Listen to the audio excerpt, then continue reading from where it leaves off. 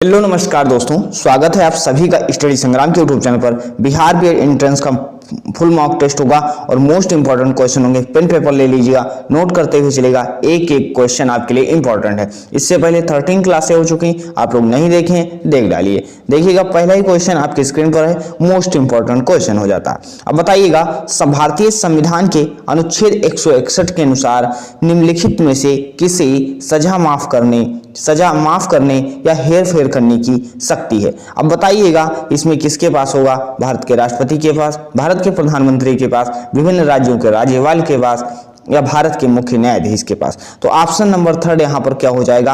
अनुच्छेद 161 क्या हो जाएगा?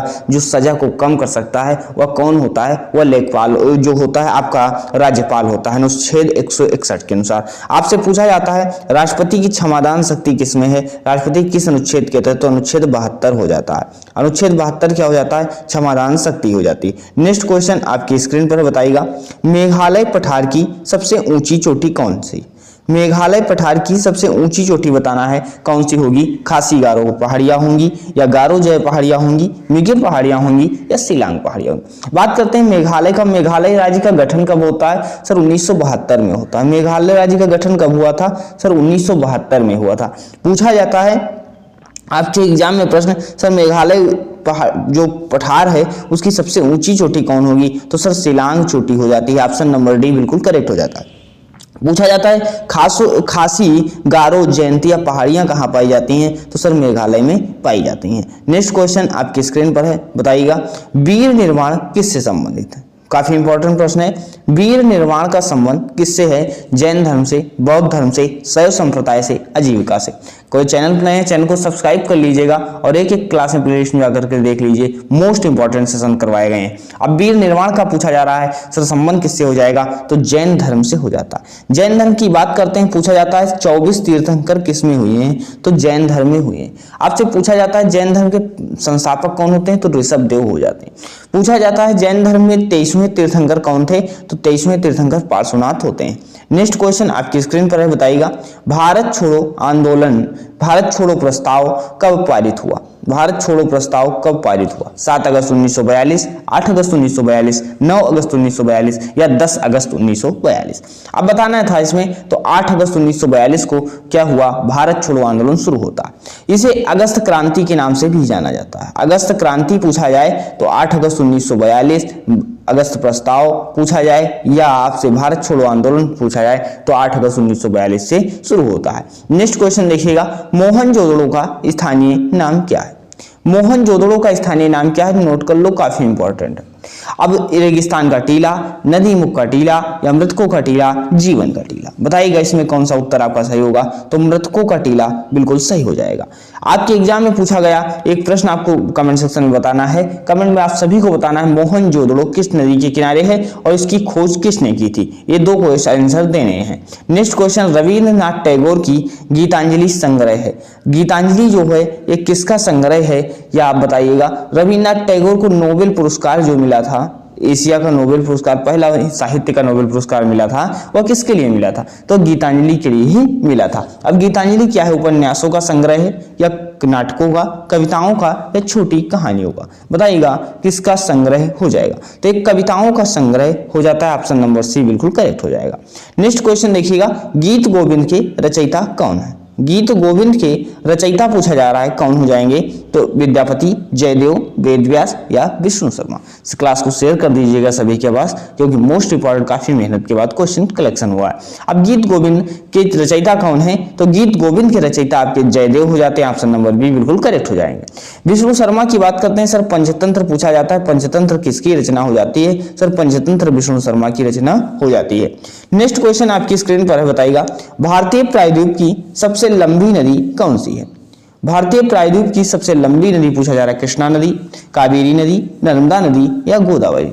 बताइएगा, काफी अच्छा प्रश्न हो जाता है। तो गोदावरी नदी क्या हो जाती है? भारतीय प्रायद्वीप की सबसे लंबी नदी हो जाती है।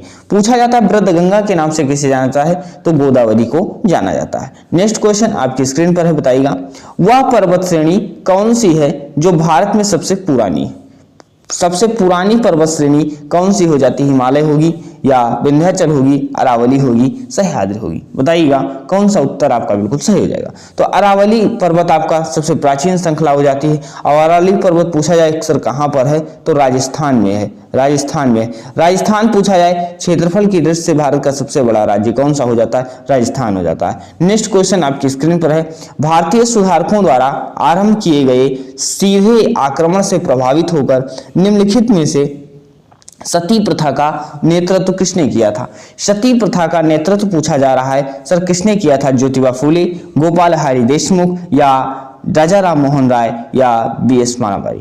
अब बात करते हैं सर सती प्रथा का उन्मूलन किसने किया, तो विलियम बेंटिंक और राजा राम मोहन राय। ऑप्शन दोनों मिल सकते हैं। विलियम बेंटिंक की मतलब शासनकाल में होता है और ये सती प्रथा का उन्मूलन कब होता है, 1829 में। सती प्रथा का अंत कब होता है, 1829 में। पूछा जाता है किस गवर्नर जनरल की मदद से, तो लॉर्ड विलियम बेंटिंक की मदद से, राजा राम मोहन राय द्वारा। एक क्वेश्चन और पूछा जाता है सर ब्रह्म समाज की स्थापना किसने की थी, तो राजा राम मोहन राय ने की थी। नेक्स्ट क्वेश्चन आपके स्क्रीन पर है, बताइएगा। अब देख लो, इसमें नोट कर लो, काफी इंपॉर्टेंट प्रश्न एग्जाम में पूछा जाएगा। राजा राम मोहन राय ने ब्रह्म समाज की स्थापना की थी। दयानंद सरस्वती ने आर्य समाज की स्थापना की थी और कहा था वेदों की ओर वापस लौटो। विवेकानंद ने रामकृष्ण मिशन की स्थापना की। पूछा जाएगा एग्जाम में प्रश्न, रामकृष्ण मिशन की स्थापना किसने की, तो विवेकानंद ने की थी। प्रार्थना समाज की स्थापना किसने की थी, एम.जी. रानाडे ने की थी। नेक्स्ट क्वेश्चन आपकी स्क्रीन पर है, एक एक नोट करते हुए चलेगा। सबसे कौन सी गर्म जलधारा, गर्म जलधारा अब पूछा गया है सर कौन सी हो जाएगी, एग्जाम में एक क्वेश्चन बना है। अब गर्म जलधारा सर क्यूरिसो की धारा होगी, कुराइल की धारा होगी, कनारी की धारा होगी, लेब्राडोर की धारा होगी। अब ये बताना है सबसे गर्म जलधारा कौन होगी, तो सबसे गर्म जलधारा कौन सी हो जाएगी, क्यूरिसो की धारा हो जाएगी। अब गर्म जलधारा, अब इसका आपसे एग्जाम में प्रश्न बनेगा कि सर लेब्राडोर की धारा कौन सी होगी, सर ठंडी जलधारा होगी। कनारी की धारा क्या होगी, ठंडी जलधारा होगी। कुराइल की धारा ठंडी जलधारा होगी, लेकिन क्यूरिसो की धारा क्या होगी, सर गर्म धारा हो जाएगी। ऑप्शन नंबर ए बिल्कुल करेक्ट हो जाएगा। नेक्स्ट क्वेश्चन आपकी स्क्रीन पर है सर गर्म जलधारा के और उदाहरण देख लो। गर्म जलधारा से प्रश्न पूछा गया है सर कौन सा होगा, सर क्यूरिसो की धारा क्या होगी, गर्म जलधारा होगी। अगर पूछा जाएगा अलास्का की धारा क्या होगी, गर्म जलधारा होगी। एलिनो की धारा क्या होगी, गर्म जलधारा होगी। मोजाम्बिक की धारा गर्म जलधारा होगी। गल्फ स्ट्रीम क्या होगी, गर्म जलधारा होगी। ये गर्म जलधारा के उदाहरण हो जाते हैं। नेक्स्ट क्वेश्चन आपकी स्क्रीन पर है, सुएज नहर जोड़ती है, सुएज नहर जोड़ती है, बताइएगा कौन सा उत्तर होगा, भूमध्य सागर व लाल सागर को, या भूमध्य सागर अरब सागर को, या भूमध्य सागर अटलांटिक सागर को, या लाल सागर अरब सागर को। बताइएगा, काफी इंपॉर्टेंट क्वेश्चन हो जाता है। अगर बात करते हैं विश्व की सबसे बड़ी नहर की, तो होती है सुएज नहर। अब सुएज नहर होता क्या है सर, ये जोड़ती किसके किसको है, तो भूमध्य सागर व लाल सागर को। ऑप्शन नंबर ए बिल्कुल करेक्ट हो जाता है। नेक्स्ट क्वेश्चन आपकी स्क्रीन पर बताइएगा, पृथ्वी के वायुमंडल में सबसे निचली परत कौन सी होती है। सबसे निचली परत पूछा जा रहा है सर कौन होगी, तो आपका कौन हो जाएगा, क्षोभ मंडल होगा, ताप मंडल होगा, मध्य मंडल या समताप मंडल। तो क्षोभ मंडल हो जाता है। आपसे क्षोभ मंडल से क्वेश्चन पूछा जाता है सर मौसम संबंधी घटनाएं कहाँ घटती हैं, क्षोभ मंडल में घटती हैं। आपसे प्रश्न पूछा जाता है सर ओजोन परत कहाँ पाई जाती है, तो सर ओजोन परत आपके समताप मंडल में पाई जाती है। आपसे प्रश्न पूछा जाता है सर सबसे ठंडा मंडल क्या होता है, तो सबसे ठंडा मंडल आपका क्या हो जाएगा, मध्य मंडल हो जाएगा। नेक्स्ट क्वेश्चन आपकी स्क्रीन पर है, बताइएगा वंदे मातरम देश के गान के रचयिता कौन थे। अब वंदे मातरम का रचयिता पूछा जा रहा है, अमीर खुसरो होंगे, रविन्द्रनाथ टैगोर होंगे, या शरद चंद्र चट्टोपाध्याय होंगे, बंकिम चंद्र चटर्जी होंगे। बताइएगा कौन सा उत्तर आपका बिल्कुल सही हो जाएगा, तो बंकिम चंद्र चटर्जी आपका बिल्कुल सही हो जाएगा, वंदे मातरम के रचयिता हो जाते हैं। पूछा जाता है कि वंदे मातरम जो है कहां से लिया गया है, तो आनंद मठ से लिया गया है। ये नोट कर लो, आनंद मठ से लिया गया। पूछा जाता है प्रश्न एग्जाम में, वंदे मातरम पहली बार गाया कब गया, तो 1896 में गाया गया। सब पहली बार कब गाया गया, 1896 में कांग्रेस के अधिवेशन में गाया गया। नेक्स्ट क्वेश्चन आपकी स्क्रीन पर है, रात में विचरण करने वाले के लिए एक शब्द क्या होगा। रात में विचरण करने वाले के लिए एक शब्द क्या होगा, निशाकर होगा, वनचर होगा, या तमचर होगा, या निशाचर होगा। बताइएगा कौन सा उत्तर आपका बिल्कुल करेक्ट होगा, तो यहाँ पर क्या हो जाएगा सर, निशाचर हो जाएगा। क्या होगा, निशाचर। ऑप्शन नंबर डी जो लोग उत्तर दे रहे हैं वह बिल्कुल सही हो जाएंगे। नेक्स्ट क्वेश्चन देखिएगा, अवसर का लाभ उठाना मुहावरे का सही अर्थ होगा।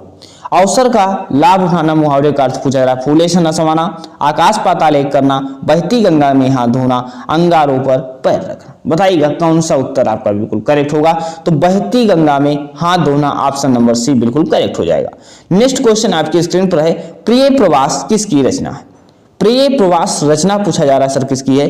भारतेंद्र हरिश्चंद्र की, अयोध्या सिंह उपाध्याय की, या महावीर प्रसाद द्विवेदी की, या जयशंकर प्रसाद की। बताइएगा प्रिय प्रवास किसकी रचना हो जाएगी? तो प्रिय प्रवास किसकी रचना हो जाती है? अयोध्या सिंह उपाध्याय हरिओद की रचना हो जाती है। नेक्स्ट क्वेश्चन देखिएगा, पाठशाला शब्द है। अब देखो यहां से प्रश्न एग्जाम में आया है सर रचना के आधार पर शब्द के भेद कितने होते हैं? सर 3 भेद होते हैं। कौन कौन से भेद होते हैं सर रचना के आधार पर? रूढ़ शब्द होता है, यौगिक शब्द होता है, और योग रूढ़ शब्द होता है। पूछा जाता है सर पाठशाला शब्द कैसा शब्द है? तो पाठशाला शब्द आपका क्या हो जाएगा? यौगिक शब्द हो जाएगा।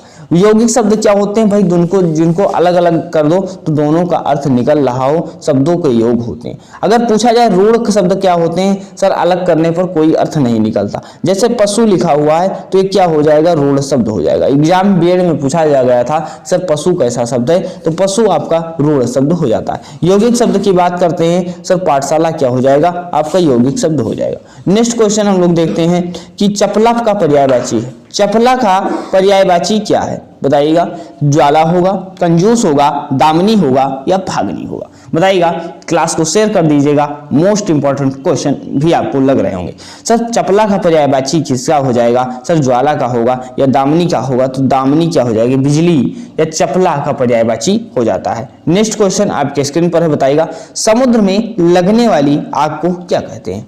समुद्र में लगने वाली आग को क्या कहते हैं? जठराग्नि, दावाग्नि, बड़वाग्नि, या वनवाग्नि। बताइएगा समुद्र में लगने वाली आग को क्या कहेंगे? तो ऑप्शन नंबर सी बड़वाग्नि कहेंगे, बिल्कुल सही हो जाएगा। नेक्स्ट क्वेश्चन आपके स्क्रीन पर बताइएगा, ये रीजनिंग के क्वेश्चन होंगे कुछ इंपॉर्टेंट, हिंदी का हो गया, जीके का हो गया क्वेश्चन। अब रीजनिंग के इंपॉर्टेंट क्वेश्चन देख लो। सर भिन्न संख्या क्या होगी? इसमें भिन्न बताना है सर। 3 में से 3 एक समान है और 4 अलग। सर अभी ये कैसे करें? देखो जब इस तरह का प्रश्न आ जाता है तो करना क्या था तुम लोगों को सभी को कि इसमें जो है कि पहले जोड़ लो। सर इसमें क्या है? इसको जोड़ लो, ऐड कर लो। 2 3 5 7 5 12 8 20। इसका ऐड कितना आ रहा है? सर 20 आ रहा है। सर अब इसको दूसरा भी जोड़ लो। सर 6 6 12 6 18 2 20 आ रहा है, बिल्कुल सही। अब देखो फिर तीसरा जोड़ लो कि सर 7 5 12 6 18 2 20। अब देखो फिर चौथा देख लेते हैं। सर 5 5 10 1 11 1 12। अब देखो 20 20 सब में आ रहा है, ये 12 आ रहा है, तो अलग सर कौन हो जाएगा? अलग आपका हो जाएगा ऑप्शन नंबर डी, आपका बिल्कुल अलग हो जाएगा। तो ये आपका विकल्प जो भिन्न होगा इस तरह आपको चुनना था। नेक्स्ट क्वेश्चन आपकी स्क्रीन पर है, एक विशिष्ट कोड में ब्रेन को CSBJW लिखा जाता है। तो अब देख लो यहाँ पे ब्रेन को क्या लिखा जा रहा है?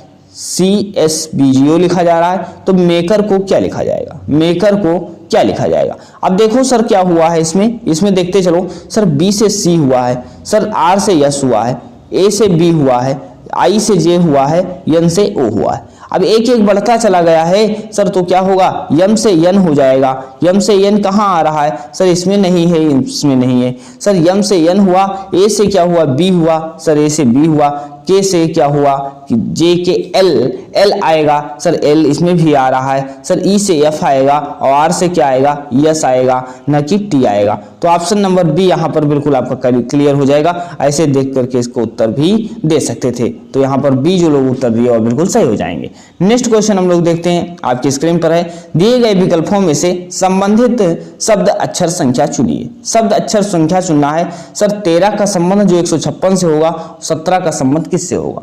सर 13 का संबंध अगर कैसे 156 हो जाए, क्योंकि तो गुणा हुआ किया गया होगा या तो स्क्वायर किया गया होगा। देखते हैं आखिर इसमें हुआ क्या है। तो 13 का स्क्वायर अगर करोगे आप, सर 13 का स्क्वायर कितना हो जाता है? सर 169 हो जाता है। कितना हो जाता है? सर 169 हो जाता है। अगर बात करते हैं सर 169 से, जैसे 13 का स्क्वायर किए तो 13 माइनस भी कर दो तो कितना आएगा? 156 आएगा। 156 आ गया। सर इसी तरह करना क्या था? 17 का स्क्वायर आपको करना है। 17 का स्क्वायर जैसे करोगे, सर 17 का स्क्वायर कितना होता है? 289 होता है। कितना हो जाएगा? 289 हो जाएगा।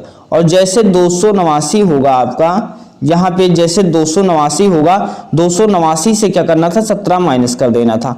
तो 8 से 1 6 262 आएगा। 289। अब 9 से 7 गया 2 आएगा, 8 से 1 7, 272 आपका उत्तर आ जाएगा।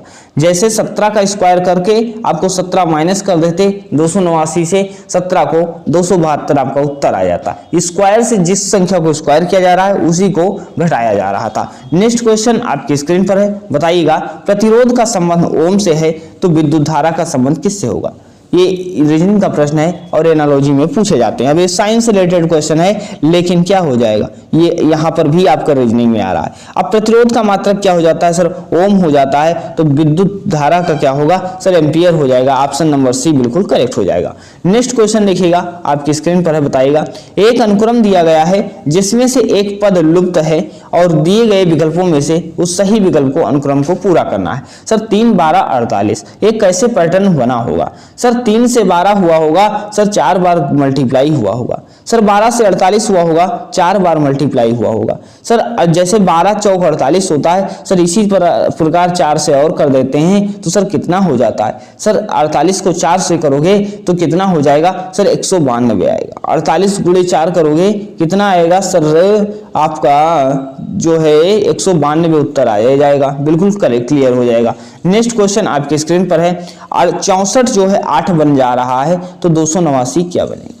64 अगर 8 बन जा रहा है तो 289 क्या बनेगा। आप सभी को पता है सर 8 का स्क्वायर कितना होता है सर, 64 होता है। तो अब आपको पता हो गया सर 8 का स्क्वायर ही तो लिखा था 64, तो ये 17 का स्क्वायर हो जाएगा। क्या हो जाएगा, 17 का स्क्वायर हो जाएगा। जो लोग 17 उत्तर दे रहे हैं बिल्कुल सही हो जाएंगे। नेक्स्ट क्वेश्चन आपकी स्क्रीन पर बताइएगा, स्क्रीन पर कि विषम को चुनना है। हमने विषम जब इस तरह संख्या दी गई हो, हमने क्या बताया, पहले ऐड करके देख लेना, क्योंकि जोड़ने पर क्लियर हो जाएगा, क्या पता सही हो जाए। सर 7 2 कितना होता है, 9 होता है। सर 5 4 कितना होता है, 9 होता है। सर 8 2 कितना होता है, 10 होता है। और 8 1 9 होता है। सर देख लो 9 इसमें भी आ रहा है, 9 इसमें भी आ रहा है, 9 इसमें भी आ रहा है। अब आपको पता भी लग गया अलग क्या होगा, ये हो जाएगा ऑप्शन नंबर डी, जो इसका योग आ रहा था 10।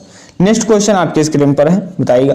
अब देखो चैनल पर अगर नए हो, पूरे इंपॉर्टेंट क्वेश्चन करवाए गए। चैनल पर नए हो, चैनल को सब्सक्राइब कर लो ताकि आपको मोस्ट इंपॉर्टेंट सेशन कंटिन्यू मिलते रहे। नोटिफिकेशन ऑन कर लेना कि क्लास अपलोड होने से तुरंत बाद आपको नोटिफिकेशन मिल जाए कि क्लास आ गई। तो मिलते हैं नेक्स्ट वीडियो में, धन्यवाद।